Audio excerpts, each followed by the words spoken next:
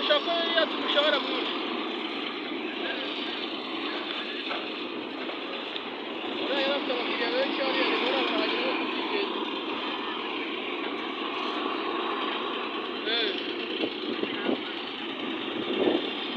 Reka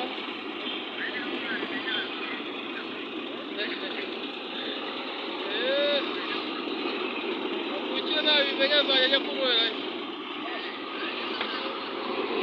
Saa 11 ukira ari ku murongo mwinshi.